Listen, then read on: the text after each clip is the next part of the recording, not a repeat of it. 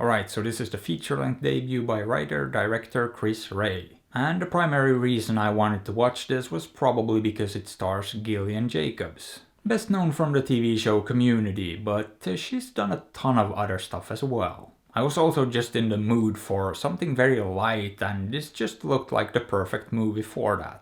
And you know what? It was pretty much exactly what I expected and hoped it would be. Now the story here follows this first-time author who just published her first book. And she gets a call from her old college to come give a reading for the students. It also turns out that at the same time a lot of other stuff is going on in her life as well. She's going through a bit of a turbulent time and has a lot of questions about her future. And I don't know, there was just something cute about the approach this movie took. I mean, I've seen a lot of movies deal with similar subjects, but this one felt a bit different from most of them. And I'm not exactly sure why, but it gives the issues enough gravity, takes them seriously enough. But at the same time, it isn't afraid to get silly and not take itself too seriously. And it is a light-hearted comedy after all, and it never forgets that either. It also gets right into it and doesn't waste time, and only has a runtime of like an hour and 20 minutes. So there really isn't any room for it to get boring or for it to feel like it's meandering.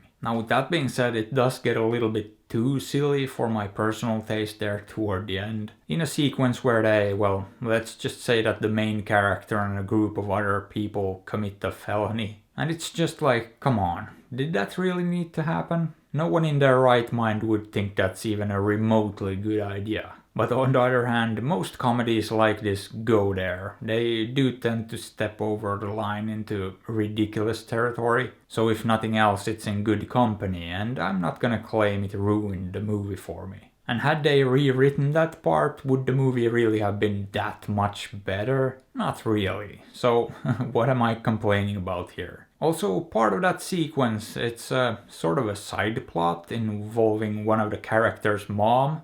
That part was kind of funny, to be honest. Weird, a little bit creepy, but pretty funny. So you gotta take chances, I guess, and that one paid off. And in general, I would say that this is a somewhat funny movie with enough heart to make it compelling. And I didn't really have any genuine issues with it that would have had a major impact on my overall experience. I will say though that I did watch this at a perfect time, and it was exactly what I needed. So on another day I might have been a little bit more critical about its flaws, and it certainly has some, but I genuinely don't think they would have had that much of a negative impact on me, even on my worst day. And I think that's pretty much it. A fairly short review for a fairly short movie. Which leads me to a rating, and I'm leaning toward giving this one a solid 6. Boop.